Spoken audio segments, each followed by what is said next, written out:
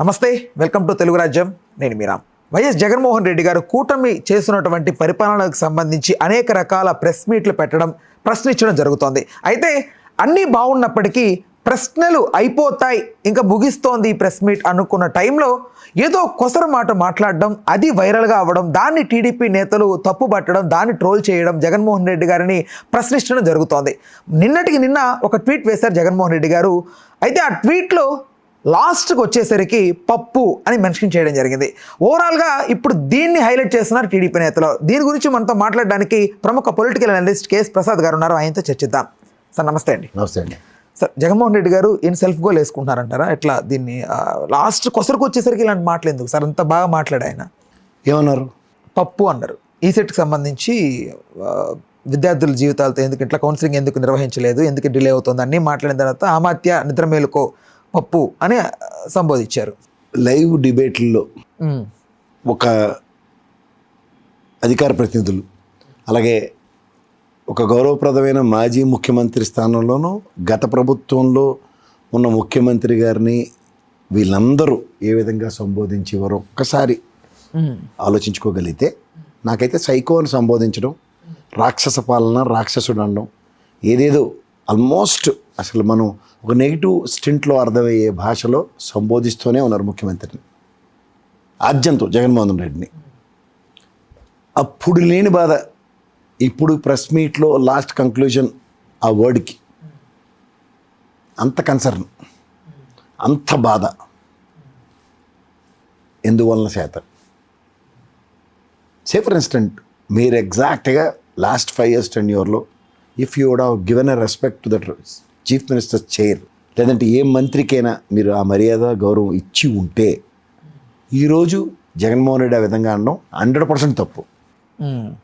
రెండోది, మీరు అలా మాట్లాడారు కాబట్టి ఇవాళ జగన్మోహన్ రెడ్డి అలా మాట్లాడాడు, అది కూడా 100% తప్పు. ఓవరాల్గా ఒక సౌండ్ అన్నది ఒక చేత్తో ఎప్పటికీ, ఈ చేత్తో సౌండ్ వస్తుందా, ఇలా 2 చేతులు కొడితేనే తప్పట్లు వస్తాయి. అట్లా బోత్ సైడ్స్ ఒక నెగిటివ్ నెరేషన్స్తో, వ్యక్తిత్వ హననాలతో, వ్యక్తిత్వ అబ్యూజెస్తో, రాజకీయాలు ఏం పాపం చేసేదో తెలియదు. ఫ్రమ్ ద లాస్ట్ 2014 తర్వాత నుంచి ఇంత దారుణంగా, ఇంత నీచంగా ఇంకా దిగజారిపోయి ఉంటున్నాయి రోజు రోజుకి. ఇవాళ ఇంతే దిగజారి అన్నది దీనికే చిచి అనుకుంటే, రేపు ఇంతకన్నా దిగజారి ఇంకా చిచి అనే పరిస్థితి క్రియేట్ అవుతుంది. అంచేత జగన్మోహన్ రెడ్డి గారు అలా సంబోధించడం, గతంలో వీళ్ళు అలా సంబోధించడం ఖచ్చితంగా తీవ్రమైన ఆక్షేపణీయం. ఇక్కడ ఏమవుతున్నాయంటే, మీ సెట్ ఆఫ్ మనుషులకి ఇలా మాట్లాడడం నచ్చుతోంది, వాళ్ళ సెట్ ఆఫ్ పీపుల్కి అలా మాట్లాడడం నచ్చుతోంది అన్న దానికి నచ్చని వాళ్ళు ఎంత పర్సెంటేజ్ ఉన్నారో గమనించుకోండి. ఇప్పుడు సెల్ఫ్ గోల్ అనే వాళ్ళకి ఏం చెప్తారు సార్ సమాధానం? సెల్ఫ్ గోల్ వేసుకుంటారు జగన్మోహన్ రెడ్డి గారు ఎండ్ ఆఫ్ ద డే అనేది దానికి ఏం చెప్తారు? అదే సెల్ఫ్ గోల్ మీరు వేస్తే మీకు 164 వస్తే, అదే సెల్ఫ్ గోల్ రాజకీయ పాఠాలు ఎలా ఉంటాయంటే, నీవు నేర్పిన విద్య నిరజాక్ష అని అదే లైన్లో ఫాలో అవుతూ అతను 175కో 164కో ఏం చేస్తున్నాడేమో. మీకు సక్సెస్ వచ్చింది కదా, 5 ఏళ్ళ పాటు ఆడిపోసుకుంటూ తిట్టుకుంటూ కాలక్షేపం చేస్తే, మరి అదే కాలక్షేపం ఆయన కూడా తెరలేపితే, మొదట్లోనే ఎవరి ఖండనలు వాళ్ళు, ఎవరి బాధలు వాళ్ళు చెప్పుకుంటే కరెక్ట్గా ఉండుండదు. మీరు అన్నీ దానికి అగ్గికి ఆజ్యం పోసినట్టు 5 ఏళ్ళు 10 ఏళ్ళు అలా అలా అలా అలా కాలక్షేపాలు చేసుకుంటూ వచ్చారు ఎన్నాళ్ళ దాకా. ఇవాళ మళ్ళీ కొత్తగా ఆ లాస్ట్ మాటే మీకు పట్టుకుంటారు, కానీ ముందు దాకా కౌన్సిలింగ్ ఎందుకు నిర్వర్తించట్లే? మొన్న 10th క్లాస్ విద్యార్థుల మీద జరిగింది ఏంటో చూసాం కదా. పేపర్లు దిద్దడంలో రీవాల్యుయేషన్లో 11,000 మంది పాస్ అయ్యారు. దాని మీద ఏది మీది ప్రెస్ నోట్, ఏది ప్రెస్ మీట్, ఏది ఏం చెప్పారు? ఇవేవి ఎవరు ప్రశ్నించకూడదు. ఎంతసేపు మీరు శుద్ధులు, మీరు చెప్పినవన్నీ వేదాలు, మీ అవతల మిమ్మల్ని ఏమైనా అంటే పంచమహాపాతకాలు అడిగే చుట్టుకుంటాయని చెప్తే ఏంది ఇది? అంటే గతంలో కూడా జగన్మోహన్ రెడ్డి గారు ఒక ప్రెస్ మీట్ ఎండింగ్లో పవన్ కళ్యాణ్ గారి గురించి అడిగితే కౌన్సిలర్కి ఎక్కువ, ఎమ్మెల్యేకి తక్కువ అని కూడా మాట్లాడడం జరిగింది. అది అప్పుడు మొత్తం అప్పటి వరకు ఆ బడ్జెట్ రిలేటెడ్గా మాట్లాడిన మొత్తం పోయింది. ఇది వచ్చింది మెయిన్ లైక్ మొన్న రప్ప కూడా. నేను చెప్తున్నా 3 పాయింట్లు.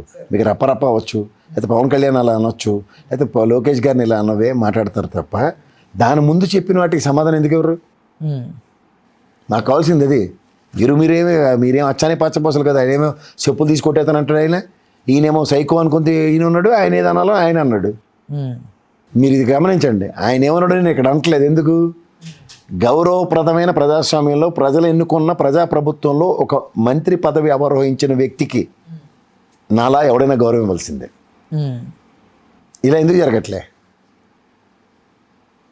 ఇలా జరగనప్పుడు జరగాలి అని జరగనివ్వని వాడు శాసిస్తుంటే ఏం చేయాలి దానికి? ఇది ప్రజలు గమనించండి. అంటే డోసేజ్ పెంచి మరీ జగన్మోహన్ రెడ్డి గారు డైరెక్ట్గా ఇన్వాల్వ్ అయ్యి ఒక ప్రజానాయకుడినో లేకపోతే ఎవరినైనా వీళ్ళ ముగ్గురు లేరు కదా ఆయనకి తోడు నీడలు సినిమాలలాగా. ఆయనకి ఉన్నప్పుడు ఏం చేస్తాడు? ఆయనే మాట్లాడతాడు, ఆయనే సమాధానం చెప్తాడు. నీరు మళ్ళీ మైకి పెట్టుకెళ్ళు, నీళ్ళటోడికి సమాధానం చెప్తాడు. ఏంటి సార్ ఆ పదం ఆయన్ని అలా అన్నారు అని. అప్పుడు దానికి ఏం సమాధానం చెప్తాడో అడిగేవాడు ఎవడో ఉంటే జర్నలిస్ట్ మాట్లాడదాం. అంటే సార్ జగన్మోహన్ రెడ్డి గారు డైరెక్ట్గా సోషల్ మీడియాని హ్యాండిల్ చేయరు కదా, ఎవరో ఉండి నడిపిస్తారు కదా ఆయన పేరుతో. అసలు ఆయన సోషల్ మీడియా చూడ్డు ఎంతమంది తెలుసు? సోషల్ మీడియా చూడ్డు, మెయిన్ స్ట్రీమ్ మీడియా చూడ్డు. చూస్తే ఇలా ఉండదు అసలు. ఎవరు ఆ కథే వేరు. మరి ఎవరో హ్యాండిల్ చేసి పెడుతున్నప్పుడు ఎవడు హ్యాండిల్ చేస్తాడు? చిన్న చిన్న పిల్లలు ఉంటారు, వాళ్ళు హ్యాండిల్ చేస్తుంటారు. వీళ్ళకి చిన్నపిల్లలు ఉన్నారు, వాళ్ళకి చిన్నపిల్లలు ఉన్నారు. చిన్నపిల్లలతో ఏమవుతుంది? పనికి మాలిన చెత్తే అవుతుంది. అది గమనించండి ఎవరైనా. ఇప్పుడు దీని తాలూకు ఫ్రిక్షన్స్ ఎలా ఉండబోతున్నాయి? ఏమి ఉండవు కన్నా ఎవరు ఏమీ చేయలేరు అంతే. మరి ప్రశ్నిస్తున్న కూటమి ఎవరిని ప్రశ్నిస్తారు? నన్ను ఆ మాట అన్నావా అని ప్రశ్నిస్తారా? దీనికి ముందు సమాధానం చెప్పి అప్పుడు ఆ మాట అంటావా ఇంత చేసినోడిని అని చెప్తే అప్పుడు మాట్లాడాలి. అంటే ఇలాంటివి ఎత్తి చూపెడుతున్నందుకే కదా సార్ చంద్రబాబు నాయుడు గారు కూడా ఇవాళ గెలిచే పరిస్థితికి వచ్చారు అని చెప్పి మాట్లాడుతూ ఉన్నారు. ఎవరికైనా సరే శవరం అయితేనే కానీ వివరం అవ్వదు, తెలియదు. అలాగా ఏం చేసామో వాళ్ళకి ఇలా రోజు అద్దంలో ముఖం చూసుకున్నా నిరంతరం తెలుస్తుంది. తెలిసిన తర్వాత వచ్చే కాన్సిక్వెన్సెస్ ఏంటి, రిప్రికేషన్స్ ఏంటి? ఆ పాట రీడ్ చేయకుండా ఆయన 4వ ముఖ్యమంత్రి అవడైనా. స్టూడెంట్స్ విషయం ఎంత నెగ్లిజెన్స్ ఎందుకంటారు సార్? అదే ప్రశ్నించబడుతుంది. అందుకనే అంటే ఎందుకు వై ఏదైనా రీజన్ ఉండే? వై అంటే అనుభవంతో కూడిన ఎగ్జిక్యూషన్, అనుభవంతో కూడిన అండర్స్టాండింగ్. అనుభవంతో కూడిన అండర్స్టాండింగ్ అంటే ఒక అకాడమిక్ ఇయర్ యొక్క క్రూషియాలిటీని if you can understand. Sir దీంట్లో మనం తీసుకునే నిర్ణయాలు అది విప్లవాత్మకమైన నిర్ణయాలు అయితే దాని కాన్సిక్వెన్సెస్ రిప్రికేషన్స్ రీడ్ చేసేంత నేపథ్యం మీ దగ్గర ఉందా అన్నది ప్రశ్న. అది లేకుండా గుడ్డది జైల్లో పని చేస్తే వచ్చే కాన్సిక్వెన్సెస్ ఎవరు భరిస్తారు? కెరియర్లు ఖండం అయిపోతాయి, అకాడమిక్ ఇయర్స్ పోతాయి. అంచేతే విద్యాశాఖ అనే మంత్రికి ఒక సెన్సిటివిటీ ఉంటుంది. ఆ సెన్సిటివిటీని నిరంతరం క్యారీ చేస్తూనే ఉండాలి.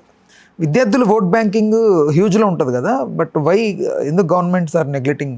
విద్యార్థులు అంటే 18 సంవత్సరాలు దాటిన వాళ్ళందరికీ ఓటు హక్కు ఉంటుంది. అదే సార్. ఇదంతా మనకి ఇప్పుడు మాట్లాడుతుందంతా మనం 10th క్లాస్ పిల్లల గురించి ఆ లెవెల్లో ఉన్న వాళ్ళకి కౌన్సిలింగ్ అంటే ఇంటర్మీడియట్. బట్ ఎలక్షన్ టైంకి వాళ్ళకి వయసు పెరుగుతుంది కదా వీళ్ళు టెన్యూర్లో. అది తర్వాత విషయం అండి. ముందు మొదటిదానికి దిక్కులేట్ కడదానికి కళ్యాణ్ ఏళ్ళ ఎలక్షన్ ఓటు ఇంకా ఉడకాలి. ఇంటర్మీడియట్ అంటే 17 ఏళ్ళు కంప్లీట్ అవుతాయి.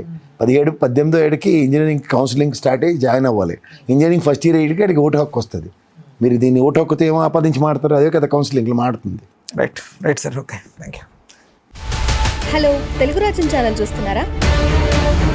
సామాజిక రాజకీయ జీవన చిత్రణే తెలుగు రాజ్యం. అతిశయోక్తులు అసత్యాలు ఉండవు.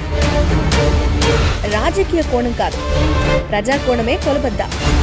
తెలుగు రాజ్యం వీక్షణ మీ ఉత్తమ అభిరుచికి నిదర్శనం.